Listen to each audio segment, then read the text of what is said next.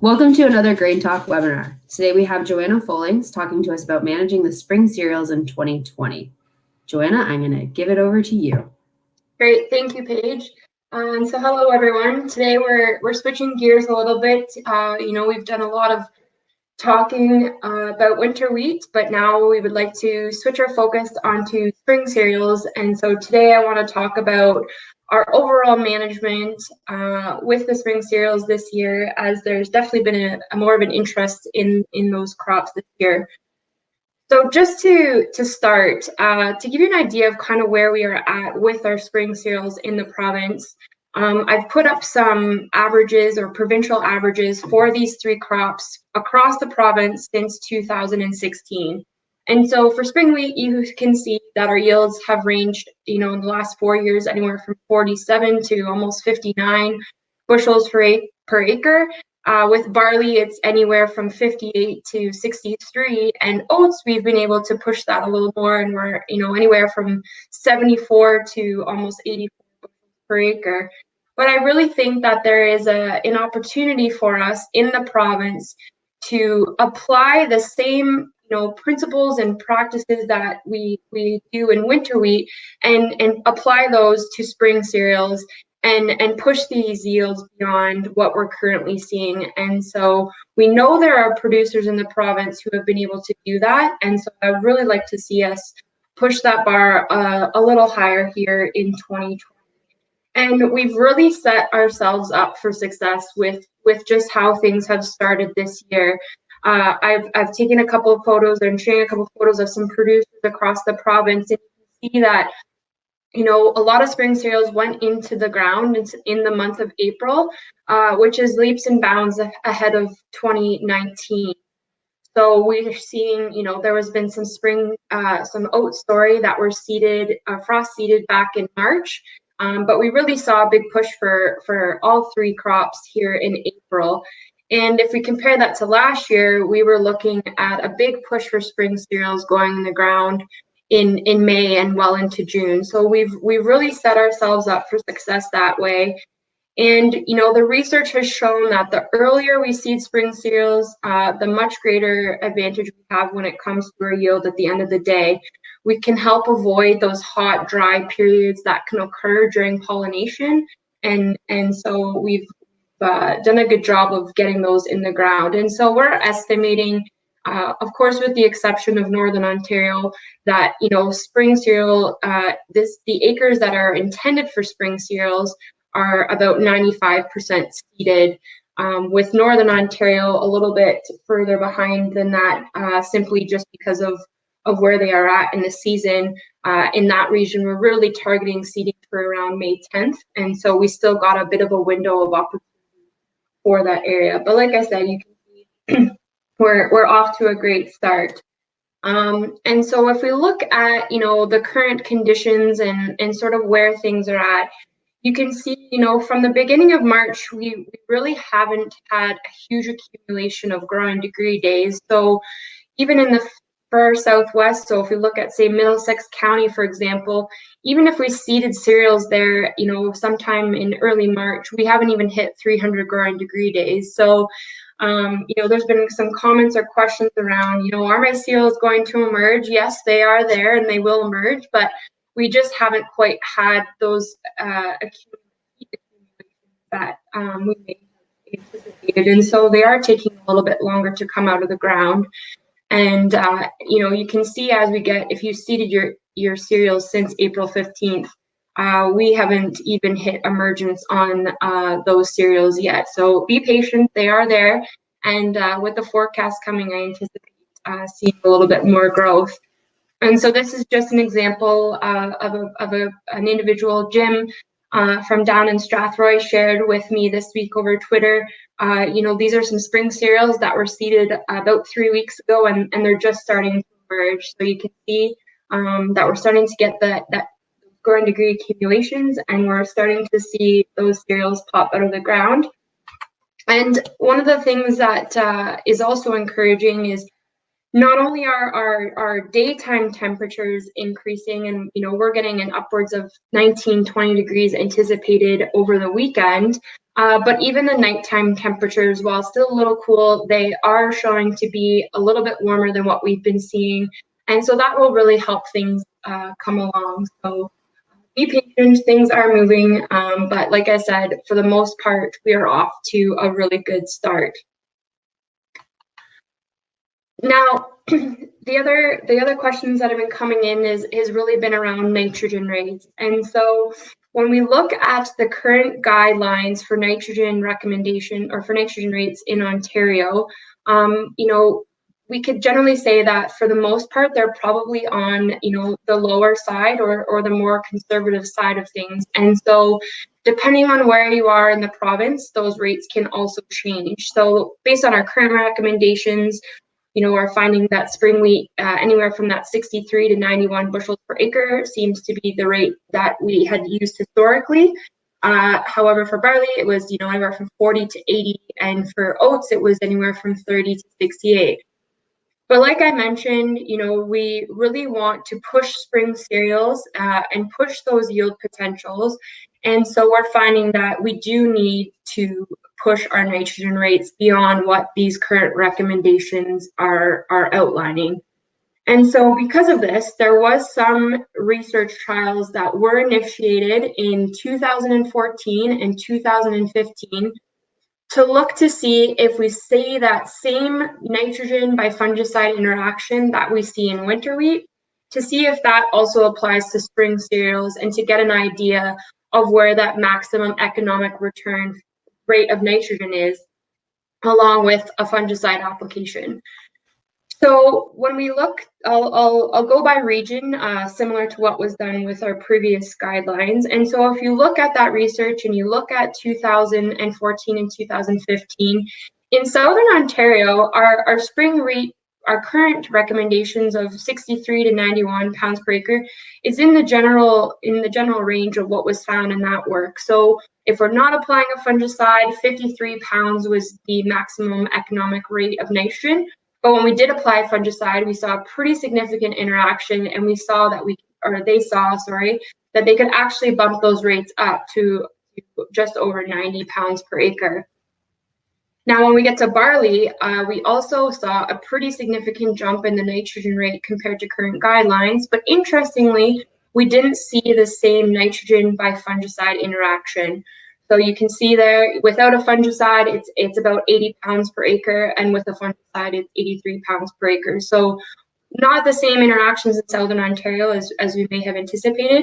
And with oats, we're still seem to be in the ballpark in Southern Ontario at 67 pounds per acre. And in this study, there were no plots that were conducted without a fungicide, and that's because of the need to protect against crown rust. Crown rust is such an important disease in Southern Ontario to keep an eye out for. If you have buckthorn on the edges of your fields, it's an alternative host, so you want to be keeping an eye on that.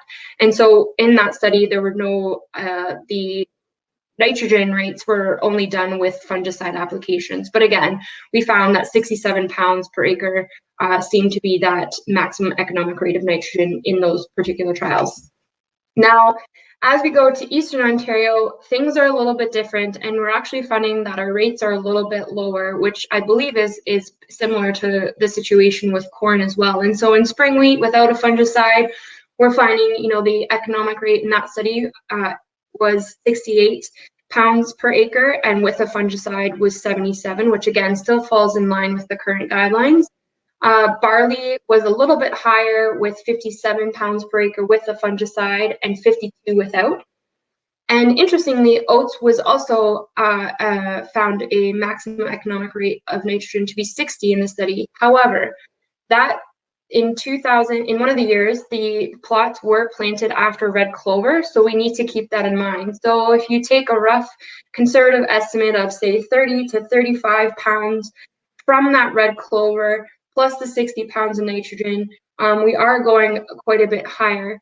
The other interesting part about the oats in that study was that they didn't actually find 60 pounds to kind of be that maximum rate, but lodging became an issue. And so the thinking is that in that region, along with a plant growth regulator, we can actually push our nitrogen rates in oats beyond that 60 pounds per acre. I would also like to keep in mind these are limited trials over 2 years, and so we do want to continue work in this area. But it just gives you a bit of a sense that while we are trying to push our yield potential in these crops, it is going to likely require some more nitrogen in those instances where we're pushing our yields. Now, as we go to Northern Ontario, we found an even greater need to push nitrogen rates and a pretty significant response to fungicide applications. For spring wheat, the current guidelines, again, are 63 to 91 pounds. However, in Northern Ontario, with a fungicide application, the maximum economic rate of nitrogen was found to be 130 pounds of nitrogen. In barley, it was 127 compared to a range of 63 or 81. In oats with a fungicide was found to be 82 pounds per acre, which is, again, much higher than the current guidelines. And so I know a lot of the nitrogen decisions have been made, especially for those who applied with planting or pre-plant and incorporated. But this just gives you a sense of where things appear to be falling. And there is going to be some work continuing with the University of Guelph looking at these nitrogen rates and looking at the potential for split applications in spring cereals. So stay tuned for some more information on that. Now, as we talk about those higher nitrogen rates, and as I mentioned in oats in particular, the real challenge comes with higher nitrogen rates is lodging. And so if you are going to consider pushing your nitrogen rates higher, but you're concerned about lodging, then plant growth regulators might be an option for you. So if you're growing a variety that is, particularly prone to lodging, if you're a livestock producer and you have a history of manure applications, or like I said, you're pushing those nitrogen applications, then a plant growth regulator might be an option for you in those particular instances. And so manipulator or chloromethylate chloride is now registered in spring wheat, barley, and oats.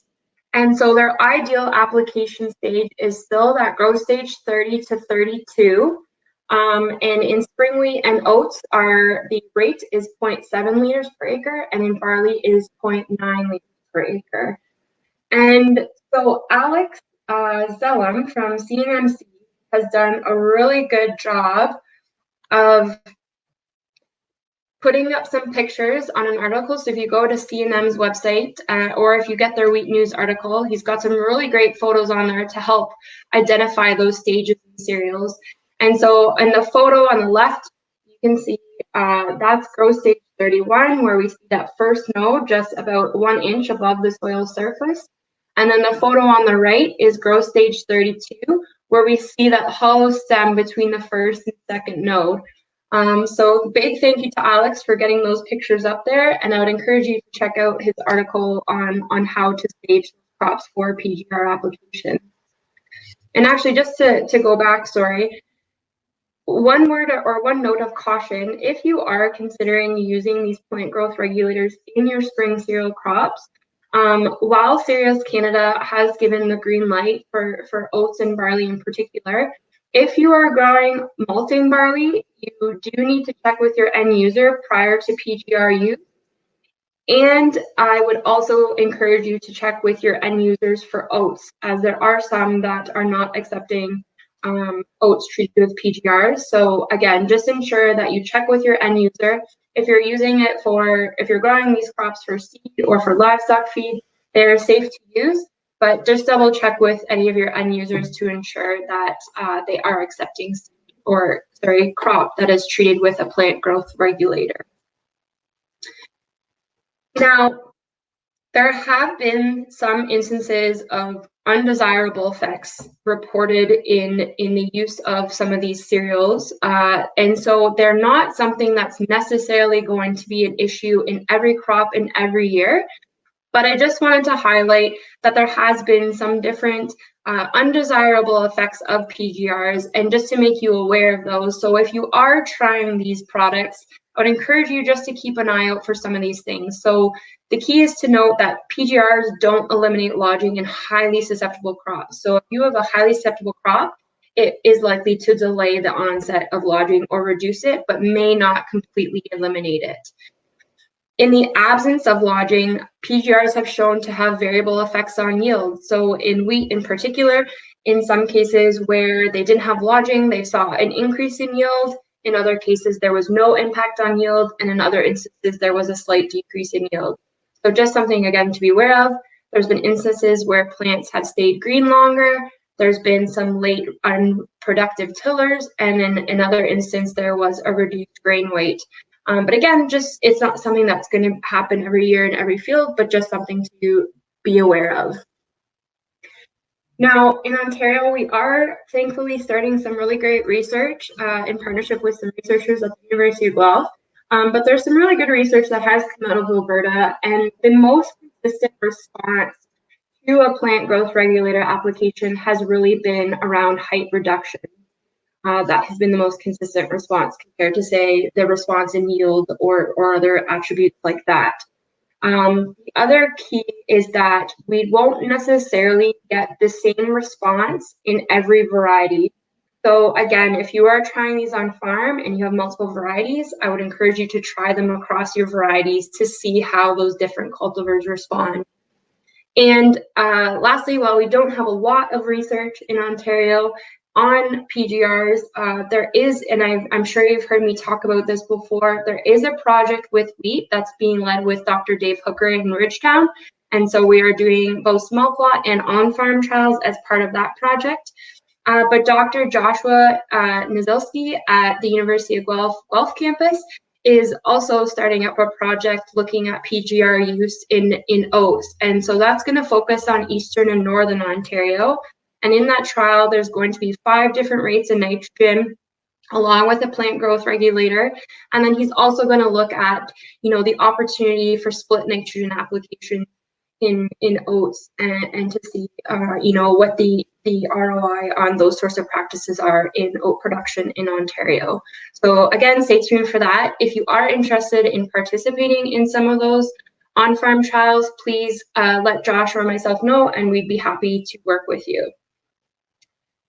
So now I wanted to just switch gears a little bit and talk about sulfur. So we know in cereal production, in winter wheat production, there is definitely benefit to sulfur applications on those low organic matter soils, soils that have no history of manure applications. And in the research that's been conducted in Ontario, we see a response to sulfur in winter wheat about 25% of the time. The question is, should we also be applying sulfur to our spring cereals crops? So there, again, as part of the research project that's going on with Dr. John Lozon at the University of Guelph, they've looked at corn, soybeans, and winter wheat, but we've also had the opportunity to look at some spring cereals as well. And while we do have a limited number of locations, what that research so far has found is a pretty limited response to sulfur applications in spring cereals. So again, I would encourage growers at the end of the day to try some strips on farm to identify those fields that are responsive to sulfur. If you are going to make an application, again, 10 pounds an acre of sulfur, of actual sulfur, seems to be that most economic, or that insurance rate that ensures we don't run into any deficiencies and lose any yield. We're going to continue the study again in 2020, and we do have a number of locations in Eastern and Northern Ontario. But again, if anyone who is working with some of these spring cereals, if you're interested in setting up some trials on farm, please contact us. And again, we'd be really happy to work with you on that as well. And so next, I just kind of want to touch on a few of the other, general management practices to keep in mind as we go through the season here. Like I said, we're probably 95+% of the intended acres seeded. And so one of the things we need to be on the lookout for is weeds. So annual weeds, they're really only just starting to emerge, those cotyledons. But, winter wheat we know is pretty competitive with yield losses of, less than 5% to wheat competition. But there are some spring cereals that aren't as competitive, and barley in particular is one of those. So we do want to make sure that we are staying on top of our weed and we have adequate weed control there. So I would encourage you to check out the Guide to Weed Control for Field Crops. It's on the OMAFRA website. There's also a posting on fieldcropnews.com. And so if you go into there, you can actually download a PDF version of this. And there's lots of options there. And I believe there's also some information in there with regards to managing wild oats as well. The other thing, just like winter wheat, that we need to be on top of is disease management. And in spring cereals, I find this to be one of the important factors that, sometimes we miss the windows of opportunity to manage some of these diseases simply because we're not scouting. So please, please, please get out and scout your fields and keep an eye on these diseases. So on the left, you can see what stripe rust looks like in wheat, and it can impact other cereal crops as well. But there's also stem and leaf rust, which can also be an issue in spring wheat and barley in particular. Net blotch is another one we want to be on the lookout for. And while we haven't identified any rust yet in the province, it has been identified in Kansas State. And I believe Albert actually just said this morning that they do have a report of some in Ohio State. So we do want to be keeping on alert and keeping a lookout for this disease in particular, because it can move very quickly. In oat production, the one that we really need to be on top of, especially in Southern Ontario again, is crown rust. So as I mentioned in some previous discussions today, crown rust is a very important disease in Southern Ontario. It has an alternate host of buckthorn, which tends to be in field edges. So if we can control that buckthorn, we can control that crown rust. But we do want to make sure, again, that we are applying the fungicides, especially in Southern Ontario, to protect against that disease. Because as you can see from the Ontario Cereal Crop Committee data, in the column second from the right, you'll see that crown rust rating from 0 to 9. And as you can see, we're pretty limited on options in terms of those that do still have some resistance to crown rust. So the lower the number, the better. And as you can see, AAC Banner, which has been one of our resistant varieties, we are starting to see some of that resistance break down. And so scouting and staying on top of this disease is more important than ever. Whether that's you're growing it for a seed crop or if you're growing it for a forage crop, is definitely something we want to be on the lookout for. And again, just like winter wheat, we also want to make sure that we're protecting against fusarium head blight, particularly in spring wheat and barley.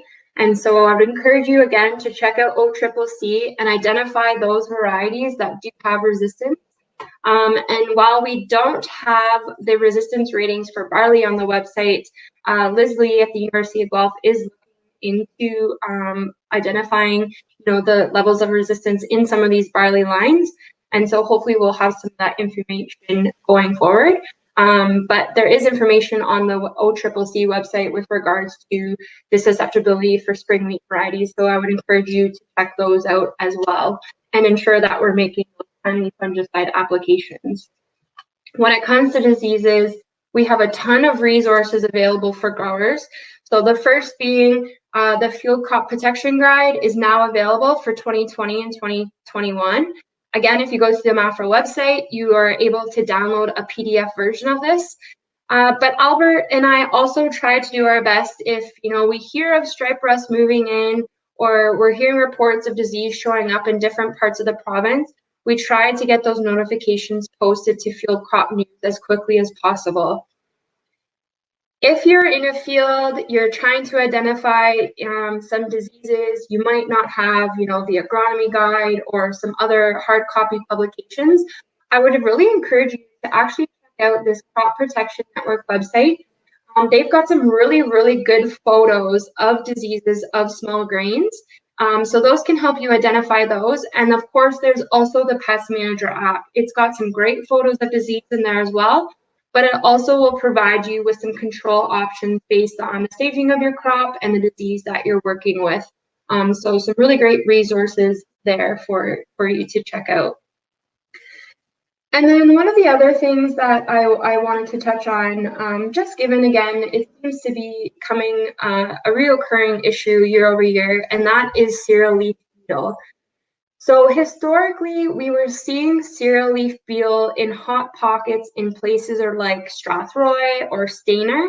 But now, through anecdotal information collection from growers, we're starting to see it rear its head year over year in other places, such as Waterloo region and definitely in the Ontario Cereal Crop Committee trials in various locations across the province.